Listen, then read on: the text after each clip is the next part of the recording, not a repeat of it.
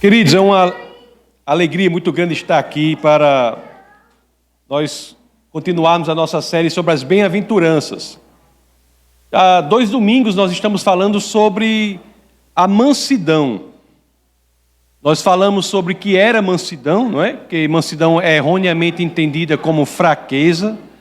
Nós falamos que a mansidão que provém do Senhor é força sob controle. Não é fraqueza, é força sob controle. Nós falamos a importância de sermos mansos. E hoje eu irei elaborar e falar sobre 10 estratégias para que nós possamos cultivar a mansidão na nossa vida. Como as Escrituras nos ensinam que podemos viver a vida para que sejamos mais mansos, para que não tenhamos aquele espírito do pavio curto, a síndrome do pavio curto. Como as Escrituras nos ensinam isso? É por isso que o nosso bate-papo será sobre essas 10 estratégias. A primeira estratégia que eu gostaria de conversar com vocês, para que nós possamos cultivar a mansidão em nossa vida, sermos mansos, é que nós temos que ter o hábito de antecipar as promessas de Deus. O verso principal sobre o qual nós falamos aqui, quando falamos de mansidão, é lá no Evangelho de São Mateus, capítulo 5, verso 5, quando as Escrituras dizem, não é? Bem-aventurados os mansos, porque herdarão a terra. Bem-aventurados os mansos, porque herdarão a terra. Inclusive, isso é algo que havia sido antecipado pelo rei Davi 1000 anos antes. Lá, o rei Davi, ao escrever os Salmos, no seu capítulo 37, verso 11, ele escreveu assim, olha: mas os mansos herdarão a terra e se deleitarão na abundância de paz.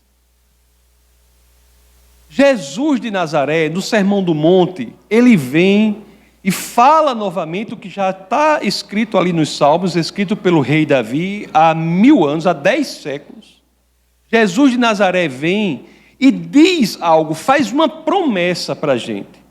Ele diz que os mansos herdarão a terra.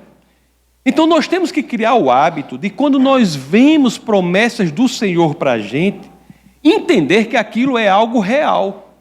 Eu encontro assim muitos cristãos, mesmo cristãos verdadeiros, mas que eles leem a Bíblia e quando Jesus diz algo, às vezes as pessoas pensam, mas será que Jesus quis dizer isso mesmo? Jesus sim quis dizer o que ele disse. Então essa é uma promessa real. Pela generosidade do Pai, nós somos herdeiros desta terra. Os mansos são herdeiros dessa terra. E olhe que essa herança aí é uma herança alto nível, não é não? É uma herança incomparável com qualquer outra herança que uma pessoa possa ter.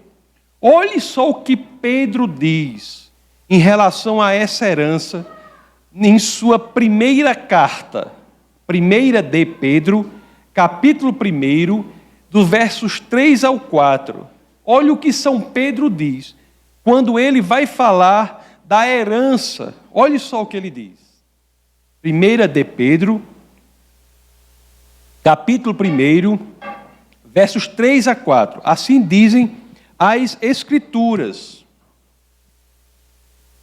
bendito o Deus e Pai de nosso Senhor Jesus Cristo, que, segundo a sua muita misericórdia, nos regenerou para uma viva esperança, mediante a ressurreição de Jesus Cristo dentre os mortos, para uma herança incorruptível, sem mácula, imarcessível, reservada nos céus para nós, para vós outros. Diga se essa herança não é uma coisa incrível. É a herança que não se destrói, que não corrói, a herança que não se corrompe. Então isso é a primeira coisa que nós temos que ter em mente mesmo, sabe? Nós cristãos temos que ter esse hábito. Quando nós vemos uma promessa do Senhor, isso é coisa séria. Isso vai acontecer. E Ele está dizendo aqui que os mansos herdarão a terra. E se nós verdadeiramente entendemos isso, automaticamente se abre no nosso coração a disposição para que nós possamos crescer em mansidão. Eu sei, pessoal, não precisa nem me dizer, eu sei, eu eu sou lá de nós, né, da região lá, pessoal, é a brutalidade só, quando vai apagar a luz tem até medo de quebrar o interruptor. Eu sei assim, lá na minha região o povo não come nem mel, né, ele masca a própria abelha, né? Eu sei que a mansidão é algo que a gente não nasce com ela, é algo que nós devemos trabalhar, é algo que temos que planejar, construir, fazer crescer na nossa vida. Eu vejo logo alguém dizer assim, esse pastor não me conhece, não sabe como eu sou difícil, como eu sou pavio curto. Mas o que eu tenho a dizer a uma pessoa assim é o seguinte, nem que você seja um siri na lata, meu amigo. Com o Senhor é possível mudar, é possível se tornar aquele para quem ou o qual Deus originalmente criou. Deus quer que sejamos mansos. E se você tem disposição para isso, se você ver que aquilo é uma promessa real, é o primeiro passo. E se você acha difícil, bem-vindo ao clube. Bem-vindo. É difícil mesmo. Mas aí já vem a segunda estratégia. Quando você tem a disposição disso, a segunda estratégia qual é? Para crescermos em mansidão.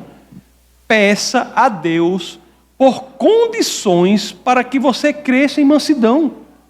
A gente pede tanta coisa para Deus, aí quando está lá nas Escrituras, que a palavra do Senhor diz que somos abençoados, que os mansos, bem-aventurados os mansos, que os mansos são abençoados, pois herdarão a terra, aí a gente às vezes fica constrangido em pedir ao Senhor para que que nos coloque em condições de crescer em mansidão. Olha, quantos aqui, eu acho muita gente, né? Mas tem uma coisa bem específica nas Escrituras que é uma saída para muita coisa, porque as Escrituras dizem que nós podemos perder sabedoria. Já viram essa parte aí? Quantos já pediram sabedoria ao Senhor? Porque as Escrituras dizem que sabedoria é uma mercadoria que Deus dá à vontade. Quem pedir? Você pensa no negócio que as Escrituras dizem que é nota 10. Porque sabedoria é um negócio muito importante na vida, não é? Eu acho. É muito importante na vida você ser sábio para poder levar a sua vida, poder orientar seus filhos, liderar a sua família, para todas as facetas da sua existência, a sabedoria é algo central. E lá em São Tiago, capítulo 1, verso 5, as Escrituras dizem assim, ó: se, porém, algum de vós necessita de sabedoria, eu necessito, eu imagino que alguém mais aqui deva necessitar também. Aí eu já me enquadro aqui, porque eu leio aqui e diz assim, olha, se, porém, algum de vós necessita de sabedoria, opa, eu, né? Aí diz, ó, peça a Deus que a todos dá liberalmente e nada lhes impropera, ser-lhe-á concedida. A gente não quer sabedoria? Peça a Deus. Se você precisa de sabedoria, peça a Deus. Se você é cristão e nunca pediu sabedoria a Deus, você está perdendo uma grande oportunidade. Uma grande oportunidade. Agora, para os que já pediram sabedoria, vocês já pensaram sobre que tipo de sabedoria é esse? Qual é o tipo de sabedoria que o Senhor nos dá? É engraçado que a própria carta de Tiago, mais à frente, mais ou menos nos dá o direcionamento para que nós entendamos qual é o tipo de sabedoria de que as Escrituras falam. Lá em Tiago, capítulo 3, no verso 17, nós lemos o seguinte: quem entre vós é sábio e inteligente? Aí as Escrituras continuam: mostre em mansidão de sabedoria, mediante condigno proceder as suas obras. Não é impressionante isso aqui? O homem sábio, ele ama a paz, ele ama a mansidão. É verdade que ele ama a mansidão até um determinado momento em que não compromete a justiça, não compromete o que é correto, não compromete o condigno proceder.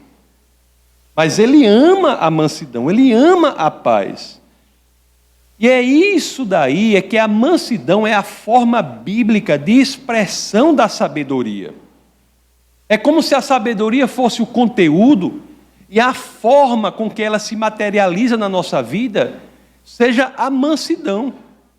Então vamos aproveitar as Escrituras, porque é uma coisa maravilhosa que tem aqui. Vamos pedir ao Senhor sabedoria, condições para crescer em sabedoria, porque a sabedoria do Senhor já vem com um método divino pelo qual ela é expressada, que é o da mansidão. Mais uma estratégia fabulosa para que nós possamos crescer em mansidão, pedindo sabedoria ao Senhor. Tão fácil, né? Hoje de noite, não se esqueça lá. Você pensa, Senhor, me dá sabedoria. Aí faz, amém. Pronto. É só isso, não é? E outra coisa que é clássico nas Escrituras, se nós temos que crescer em sabedoria, a primeira coisa, a outra estratégia que nós temos é ver quem é o exemplo maior, em quem nós devemos nos espelhar para podermos crescer. Quem é o nosso exemplo maior? Jesus de Nazaré. Jesus que é o Logos, não é? É a palavra que se faz carne e vem habitar entre nós. Está lá em João 1,1, combinado com João 1,14. Então nós temos logo aqui a terceira estratégia para crescermos em sabedoria, porque Jesus é a palavra dele, a palavra de Deus, é o Logos. Então devemos pôr a palavra de Deus em prática na nossa vida. É uma outra estratégia importantíssima. Lá em Mateus capítulo 11, os versos 29 ao verso 30, 29 e 30. Mateus 11, 29 e 30, assim dizem as Escrituras. Tomem sobre vocês o meu jugo e aprendam de mim, pois sou manso e humilde de coração, e vocês encontrarão descanso para as suas almas, pois o meu jugo é suave e o meu fardo é leve. Olhe, em nenhum momento aqui eu estou querendo dizer, vou até repetir, que a pessoa ser mansa é algo natural. Não, é algo que você tem de construir, não é? A nossa vida é como atravessar um mar revolto, cheio de correnteza, cheio daquele redemoinho, daquelas coisas. Pronto. A tendência natural é que sejamos agitados. Mas pelas Escrituras do Senhor, há estratégias para que possamos superar isso e sejamos como o Senhor quer que sejamos. E uma principal estratégia é que a gente imite a Cristo, que é manso, pois sou manso e humilde de coração. Se colocarmos a palavra de Deus em prática, nós conseguiremos atingir aquilo que antes pensávamos que era impossível de ser atingido. Eu vi aqui, nós vimos até aqui essas três estratégias assim, que são mais ou menos como um pano de fundo da nossa caminhada cristã, não é? Nós vimos que temos que antecipar as promessas do Senhor, nós vimos que podemos pedir sabedoria ou pedir a Deus condições para crescer em mansidão, e vimos que temos que colocar a palavra de Deus em prática, imitarmos Jesus de Nazaré na vida prática. Essas são instruções assim que são valiosíssimas, tanto para o nosso crescimento em mansidão, como para muitos outros aspectos da nossa caminhada cristã. Não é verdade? Então, uma vez que nós estamos dispostos a levar essa tarefa de crescer em mansidão adiante, nós temos essas táticas que possamos seguir. Agora nós vamos ver algumas estratégias que são mais concretas, mais reais, que nós podemos fazer e cresceremos em mansidão. Estratégias que estão presentes nas Escrituras, não é? Que a mansidão é uma vacina para muita coisa, é uma vacina para o estresse, é uma vacina para o espírito assim, belicoso, que gosta de confuseiro, beligerante, que gosta de confusão. Então a mansidão é um antídoto para um mundo muito perverso, onde a ansiedade, a depressão, a competitividade, o individualismo mandam. É por isso que o Senhor tem essa orientação para a gente.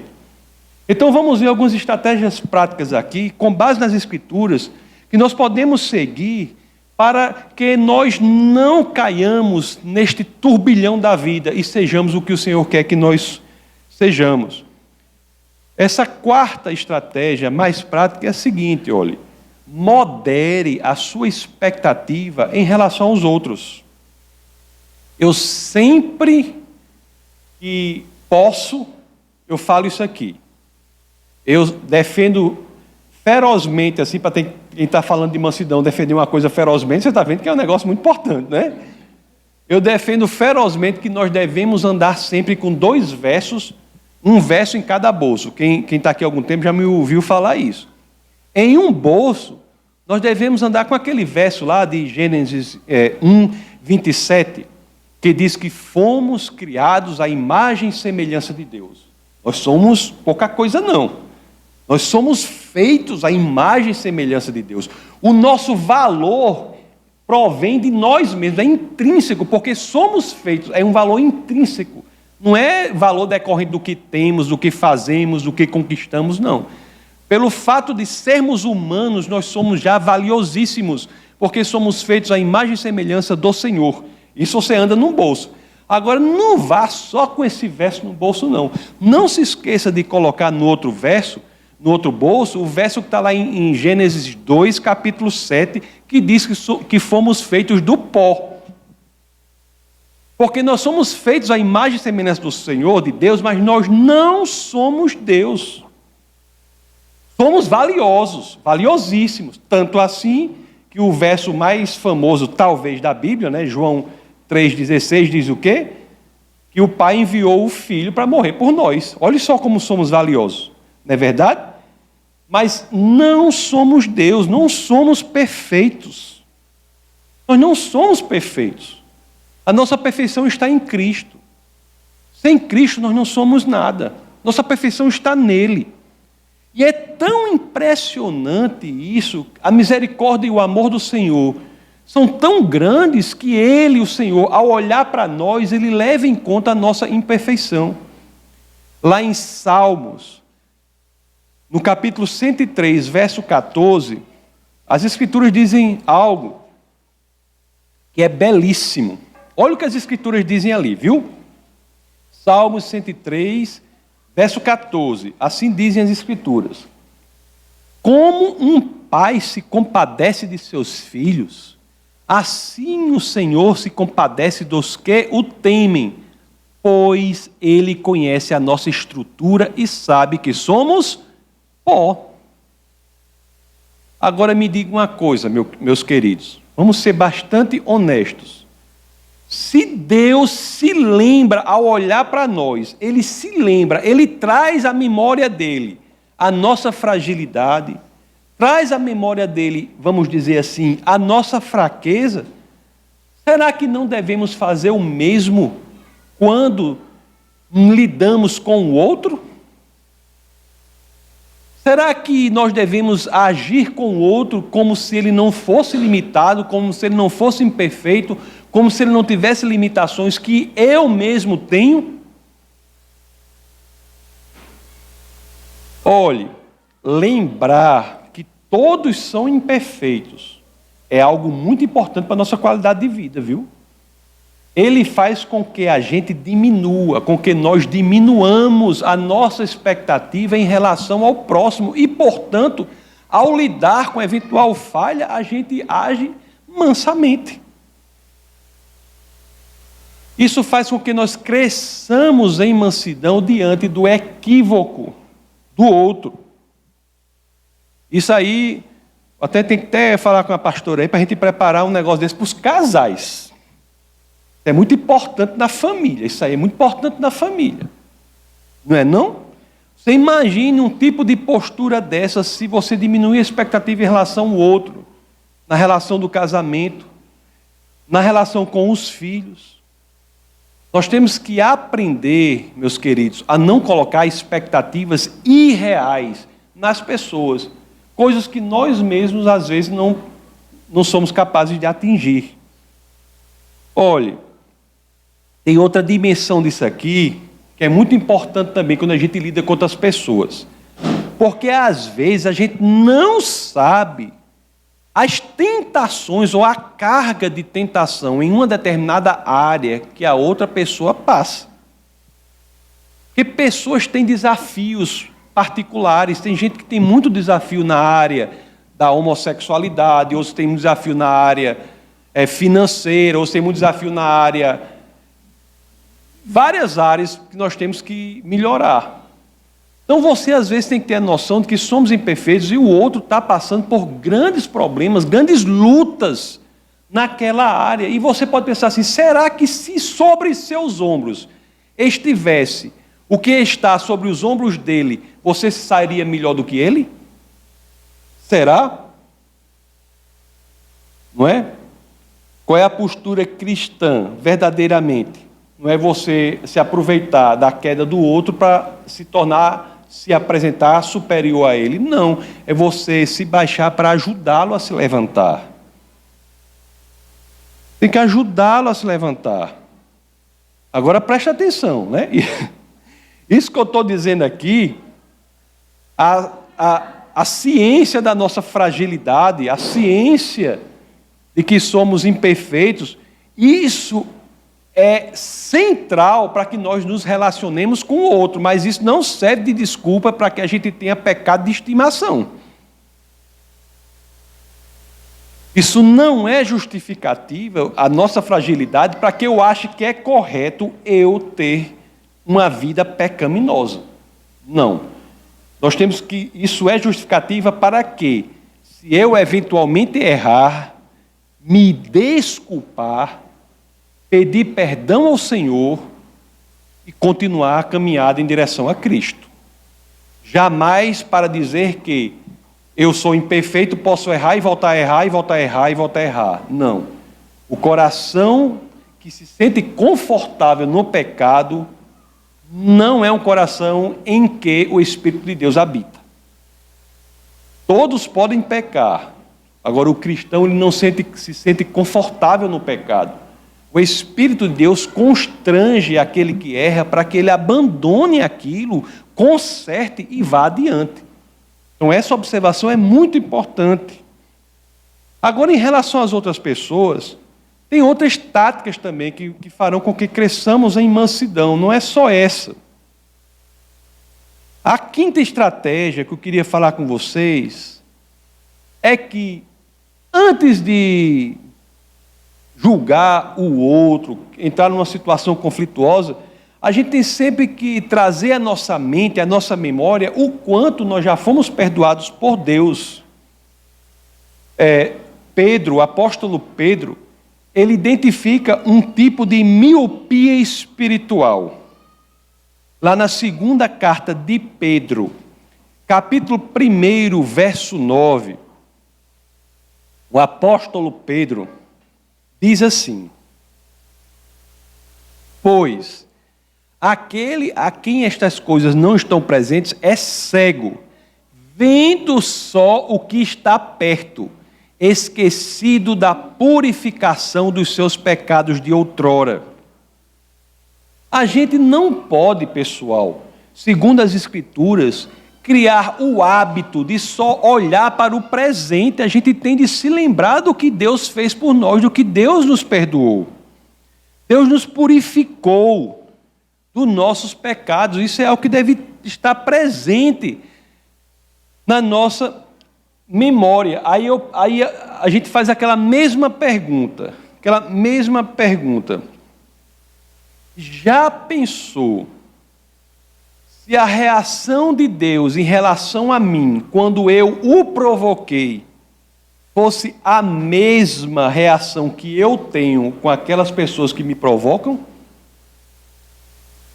Já pensou, toda a vida que eu provoquei o Senhor, que eu me afastei do Senhor, que eu pequei, já pensou se a reação de Deus fosse a mesma que eu tenho com aqueles que me provocam, ai de mim, não é verdade? Ai de mim. Temos que ter ciência disso.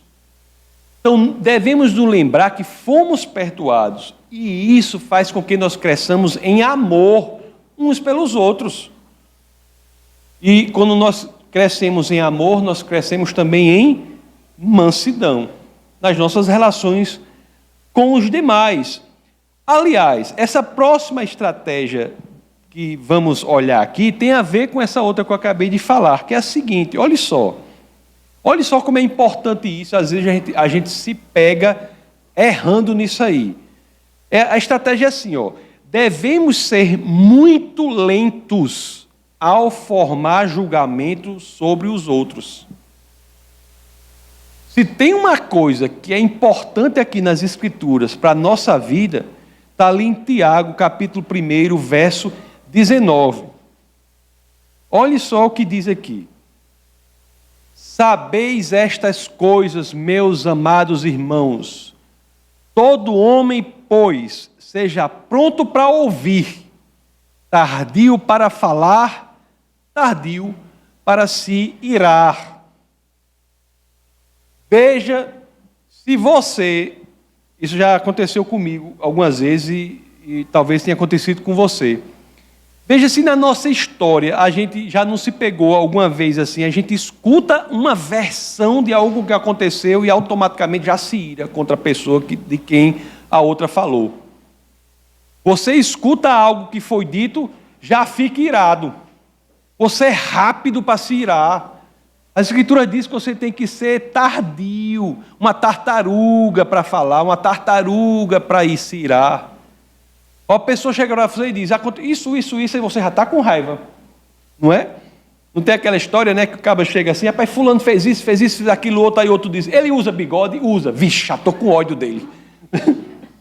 O negócio para o cara se irar é bem pouquinho, né? Para se irar. E isso não é o que as Escrituras nos ensinam. As Escrituras nos ensinam algo que é o contrário disso. Porque quando nós somos tomados pelo impulso, nós chegamos até a fazer injustiças. Às vezes, quando a gente não averigua a verdade da informação, alguém nos diz algo, você chega até a falar coisas de que você irá se arrepender depois. Acontece, não sei, comigo acontece, eu imagino que com vocês também aconteça. Eu sei que aconteceu com outra pessoa, que foi o rei Davi. O rei Davi falou e se arrependeu. Lá em Salmos 116, 11, Davi diz, assim diz as Escrituras, eu disse na minha perturbação, todo homem é mentiroso. Olha aí. Falou que não devia. Deixou-se irar. Então nós temos que ser prontos para ouvir.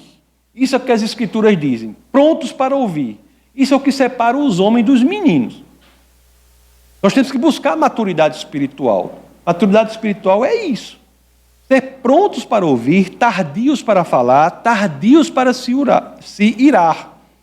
Porque, meus queridos, se nós cultivarmos este hábito, não é fácil, nunca estou dizendo que é fácil aqui, mas se nós cultivarmos este hábito, o hábito de sermos tartarugas para formar opinião negativa sobre outra pessoa, pode ter certeza que isso fará com que cresçamos muito em mansidão. É difícil às vezes, né? Eu sei que é difícil, repito, nenhum momento digo que é fácil, é difícil a pessoa faz negócio com você automaticamente não criar logo uma opinião negativa, não julgar, não é? Mas a gente tem que ter essa outra estratégia que eu vou falar aqui, que é importante. Porque às vezes nós estamos em momentos difíceis e fazemos julgamento sobre o outro porque o nosso foco está naquele que nos provocou, está naquele que fez mal para a gente, está naquela situação negativa. O foco da gente fica no que está nos atrapalhando. Isso não é o que as Escrituras nos orientam. As Escrituras não são o manual da vida. Elas nos orientam a fazer, sabe o quê? Elas nos orientam a focar em Deus nos momentos difíceis da nossa vida. Isso Jesus é especialista nesse negócio, né? Porque é passando pela maior dificuldade do mundo e o foco dele está no Pai. Lá na situação em que Jesus vai ser preso, todo mundo sabe dessa história, né? Pedro, que era bem impulsivo, Pedro vai lá, pega a espada e decepa lá a orelha lá de Malco, pega a espada e decepa a orelha do servo do sumo sacerdote. E o que Jesus diz nisso aí? Está sendo preso, sabe pelo que ele vai passar, tudo. O que Jesus diz aí? Lá em João capítulo 18, 11. Olha só o que Jesus diz. Jesus diz assim, guarde a espada, acaso não haverei de beber o cálice que o Pai me deu? Jesus não se focou na prisão, iminente prisão não. Nem focou no sofrimento porque passaria não. Ele viu adiante. Nós temos que criar o hábito de ver adiante. Jesus não ficou assim remoendo. Eita, rapaz, o que Judas fez comigo? Olha aí, Pedro, o que foi que Judas fez comigo? Deixa aquele Pilatos, quando eu chegar no céu, ele vai ver o raio que vai cair. Ele disse isso? Não. Ele focou no Pai, porque era o Pai que iria transformar o sofrimento para o benefício dele. O Pai é quem transforma. Jesus, quando foi para a cruz, ele não focou na cruz, ele viu por meio da cruz, ele viu adiante. E como consequência, esse instrumento de sofrimento e tortura se transformou num instrumento de vida e salvação. Ele vê depois. Olhe, tem gente, isso é um problema, que a gente tem que trabalhar também. Porque tem gente, quando olha para a própria vida, tudo que consegue ver é o que os outros fizeram de mal com ela. Tem gente que, se for escrever uma biografia, é um livro de insultos às pessoas que fizeram mal com ela, num vitimismo profundo.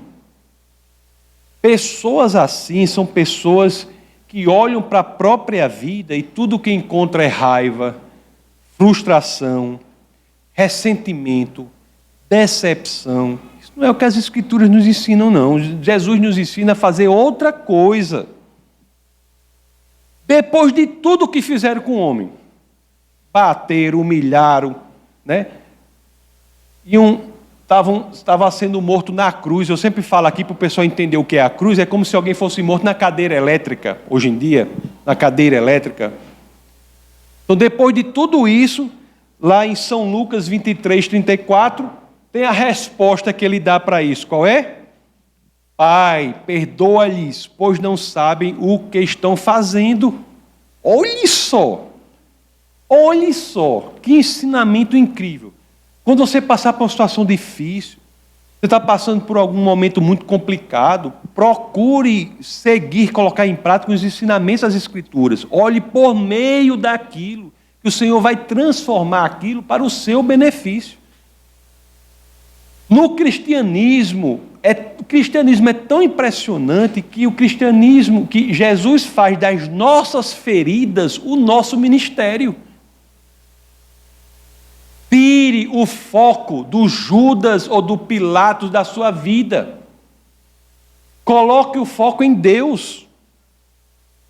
De fato, meus amados, se criarmos o hábito de colocarmos o foco no Senhor, nos momentos mais difíceis da nossa vida, nós teremos a nossa história transformada. É um ganho de qualidade de vida impressionante. Não é? Não é verdade? Tem outras dicas práticas também, para que a gente possa crescer em mansidão. Olha só, essa aqui como é engraçada. Eu acho assim. É porque elas falam da amizade. A Bíblia fala até sobre a amizade.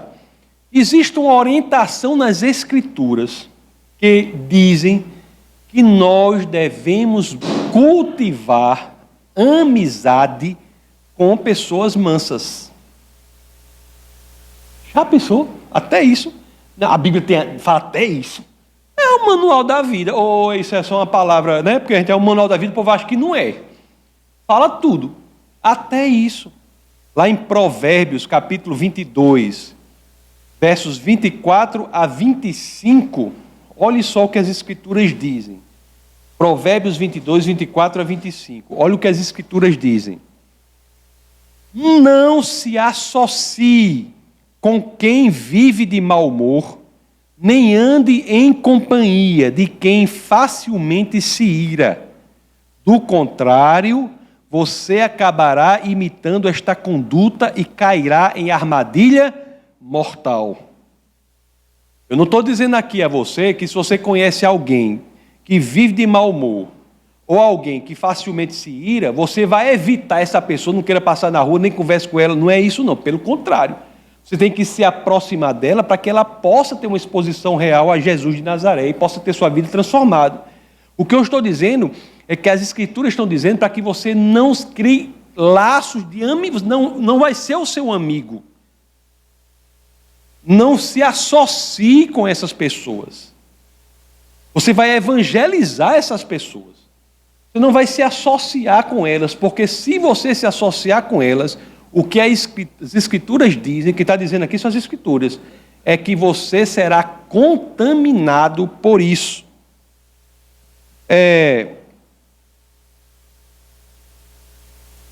Olha, você... Uma vez a pastora sempre falou esse exemplo para mim, um exemplo. Eu vou repetir o exemplo que ela disse para mim. Você vai para um consultório médico. Todo mundo aqui já foi para um consultório médico, né? Você chega lá no consultório médico. Isso não acontece com você. Está lá, tudo lá, consultório médico, aí aquelas revistas de 5, 6 meses para trás, né?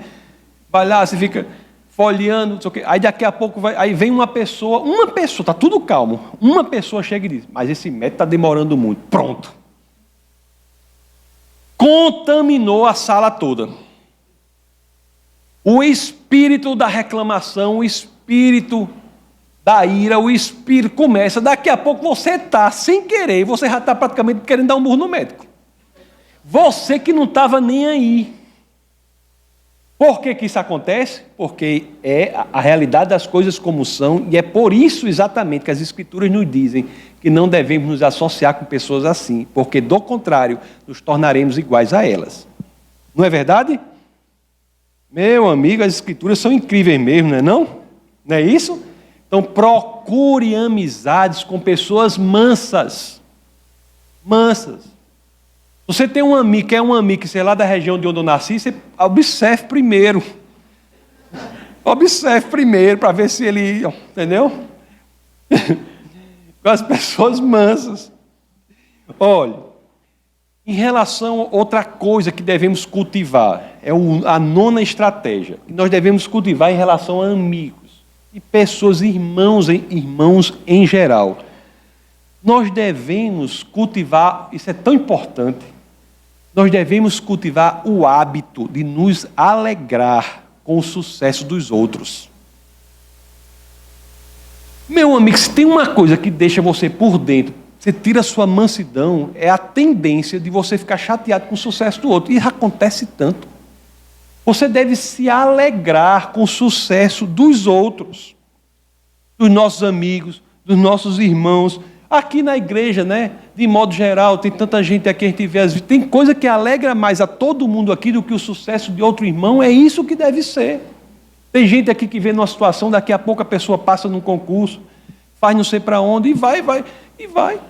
O próprio, vou citar o exemplo aqui de Iguinho. Iguinho estava aqui muito bem, estudou, a gente, aquela determinação para ele estudar, ele estudou, passou no concurso, está ganhando muito bem no outro estado, isso encheu nosso coração de raiva porque ele ia sair, a gente ficou alegre, extremamente alegre pelo sucesso dele. Então nós temos que fazer isso. Na carta aos Romanos, capítulo 12, verso 15, as Escrituras dizem assim, Romanos 12, 15. As Escrituras dizem assim, alegrem-se com os que se alegram, chorem com os que choram. Qual é o mais fácil? Alegrar-se com os que se alegram ou chorar com os que choram. Chorar com os que choram é 1000 vezes mais fácil do que alegrar-se com os que se alegram, viu? Nós temos que cultivar o hábito de nos alegrar com os que se alegram. Você quer ver um negócio? Negócio que acontece comigo, acontece com todo mundo. Por exemplo, chega uma pessoa, cai da moto, da escada, tem um acidente, cai da moto. Aí a pessoa está lá com a perna quebrada, não sei o quê. Aí o outro chega, o que aquela pessoa normalmente diz?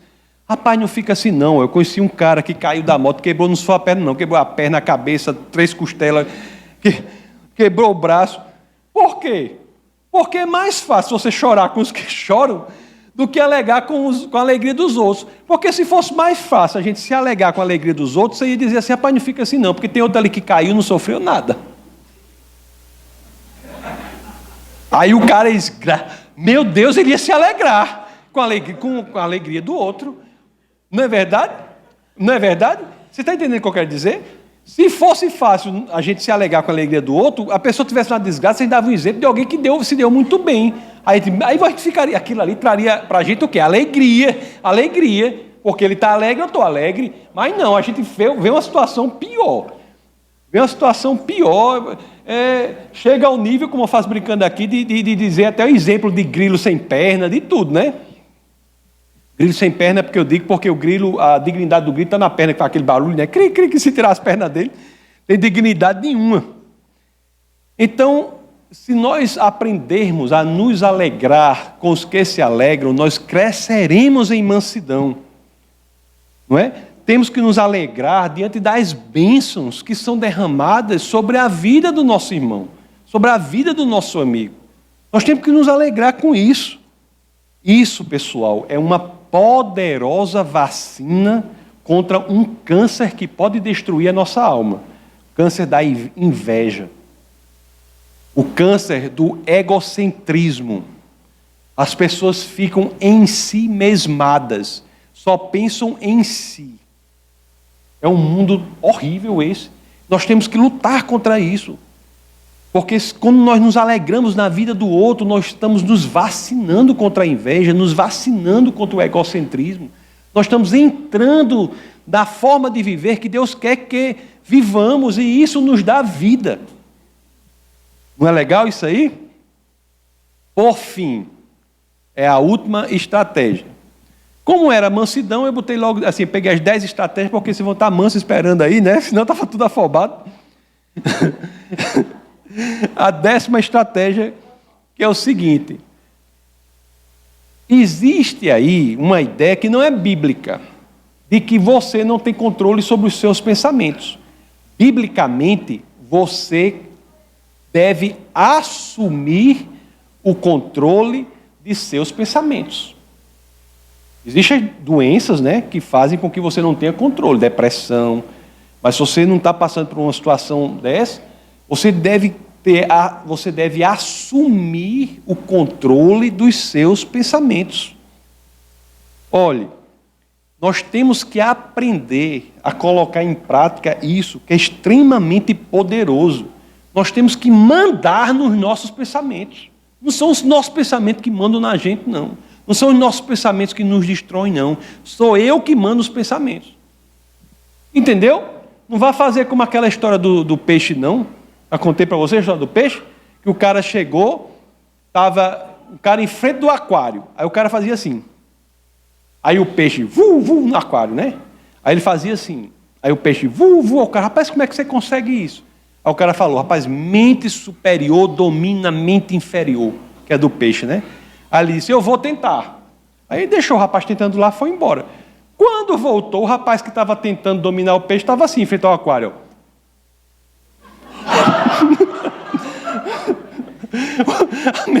O peixe tinha dominado a mente dele. Você não pode deixar. Você tem que dominar os pensamentos. Você tem que dominar os pensamentos. Não são as coisas exteriores que tem que lhe dominar, não. Lá em Filipenses 4:8 tem algo que eu aconselho que, se você tem dificuldade nessa área, você escreva num lugar reservado da sua casa, no lugar que, se tiver aquele negócio que, se for o som for a prova de som, para que você leia gritando isso todo dia. É a única coisa que eu posso dizer. Porque está aqui Filipenses 4:8, olhe só, isso daqui. Finalmente, irmãos, tudo que é verdadeiro, tudo que é respeitável, tudo que é justo, tudo que é puro, tudo que é amável, tudo que é de boa fama, se alguma virtude há, e se algum louvor existe, seja isso o que ocupe o vosso pensamento. Está aqui. Se você não for por aqui, você está perdido. Tudo que é verdadeiro. Não dê lugar à sua mente, na sua mente, a pensamentos que você não tenha certeza que eles são 100% verdadeiros. Principalmente pensamentos que vêm, que depõem contra outra pessoa. Você está seguro do que você está falando? Você sabe se isso é verdadeiro mesmo? Se não for verdadeiro mesmo, não dê lugar na sua mente não, que não ocupe os seus pensamentos não. Tudo que é respeitável, não dê vazão à imoralidade nos seus pensamentos. Não se engaje em conversas de índole imoral. Não é? Tem gente que fica na igreja, nas igrejas, quando sai da igreja, é uma imoralidade só nas conversas por aí. Não pode. Não pode. Que hipocrisia é essa, né? O fato de você estar na igreja não faz de você um cristão, assim como o fato de você estar na garagem não faz de você um carro.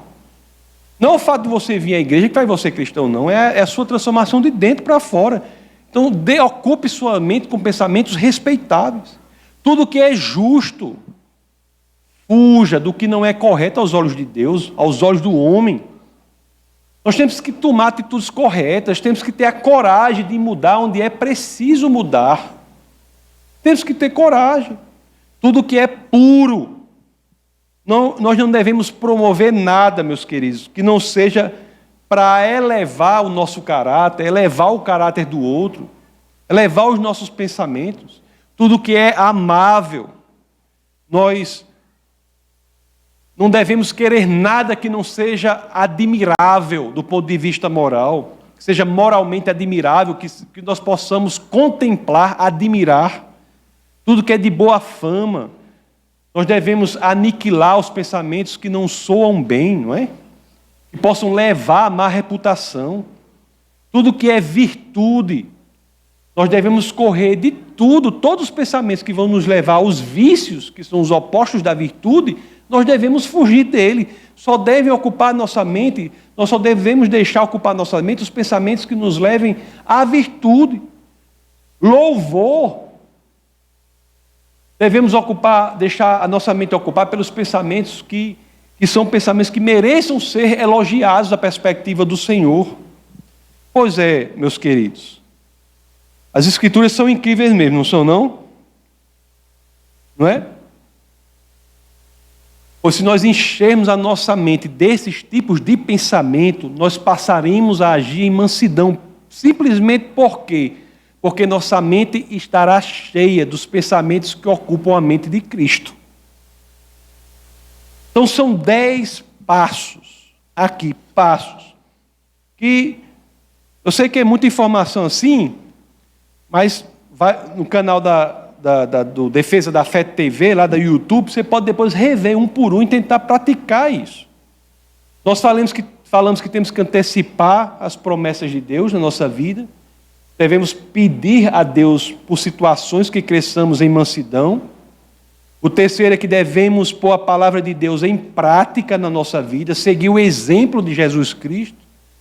O quarto é que nós devemos moderar nossa expectativa em relação ao outro. O quinto é que devemos nos lembrar sempre do quanto fomos perdoados por Deus. O sexto é que devemos ser muito lentos mesmo ao formar julgamentos sobre outras pessoas.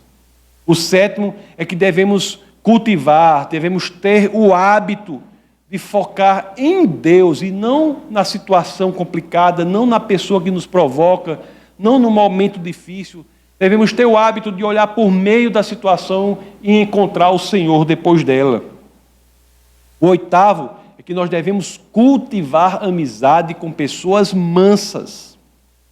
Cultivar amizade com pessoas mansas. O 9 é que devemos nos alegrar no sucesso dos outros. Ter esse hábito de ficar alegre quando o nosso irmão fica alegre. Quando o nosso irmão é bem-sucedido, devemos ficar alegres. O 10º é que devemos assumir o controle dos pensamentos. Nós devemos mandar nos pensamentos da nossa mente, e não o contrário. Agora, resta a cada um de nós colocar o que as Escrituras nos ensinam em prática, porque somente assim é que veremos o cristianismo real, verdadeiro, aquele que transforma a sua história como transformou a minha. Vamos orar. Essa foi uma produção do Ministério Internacional Defesa da Fé, um ministério comprometido em amar as pessoas, abraçar a verdade e glorificar a Deus. Para saber mais sobre o que fazemos, acesse defesadafé.org.